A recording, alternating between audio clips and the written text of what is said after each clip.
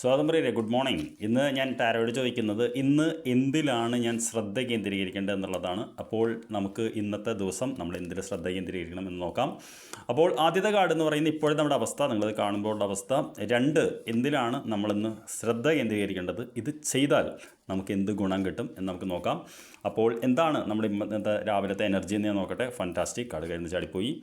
2 of cups മനോഹരമായിട്ടുള്ള കാർഡാണ്. നമുക്ക് ഇന്ന് നമ്മുടെ എനർജി എന്ന് പറയുന്നത് നമ്മൾ ആഗ്രഹിക്കുന്നത് നിങ്ങൾക്കറിയാൻ പറ്റും, പാർട്ട്ണർഷിപ്പ്, സ്നേഹം, പാർട്ട്ണറുടെ ലവ് എന്ന് പറയുന്ന ഒരു മറ്റൊരാളുടെ എന്താ പറയുക സഹവർത്തിത്വം, സ്നേഹമാണ് നമ്മൾ ആഗ്രഹിക്കുന്നത്. എന്താണ് ഇന്ന് നമ്മൾ ഫോക്കസ് ചെയ്യേണ്ടത് എന്നാണ് ഞാൻ രണ്ടാമത് ചോദിച്ചത്. ഫാൻറ്റാസ്റ്റിക്.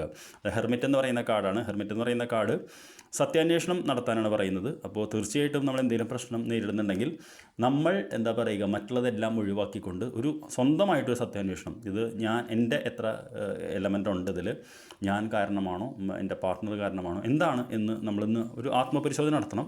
ഇത് നമ്മൾ നടത്തിയാലോ ഫാൻറ്റാസ്റ്റിക്, നമ്മൾ ചുമക്കുന്ന 10 ഓഫ് വോൺസ് എന്ന് പറയുന്ന ആ ഭാരത്തിൻ്റെ ഇത് കുറയും. നിങ്ങൾക്കറിയാൻ പറ്റും ഈ വ്യക്തി ഒരുപാട് ഭാരം ചുമക്കുന്നു.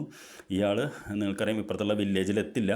അപ്പോൾ അതുകൊണ്ട് ഇന്ന് നിങ്ങളോട് എനിക്ക് പറയാനുള്ളത്, ഈ ടാരോ കാർഡ് റീഡിങ് കാണുന്നുണ്ടെങ്കിൽ ഇപ്പോഴത്തെ കറണ്ട് നമ്മുടെ എനർജി എന്ന് പറയുന്നത് തീർച്ചയായിട്ടും ഇതാണ് നമ്മുടെ ആഗ്രഹം, 2 ഓഫ് കപ്സ്. അത് നമ്മൾ നേടണമെങ്കിൽ നമ്മൾ എന്ത് ചെയ്യണം, ആത്മപരിശോധന നടത്തണം. ഇത് നടത്തി കഴിഞ്ഞാൽ നമ്മുടെ ഭാരം കുറയും. ഭാരം കുറയുമ്പോൾ നമുക്ക് വിലക്കെത്താനും പറ്റും. I wish you good day. See you in the evening.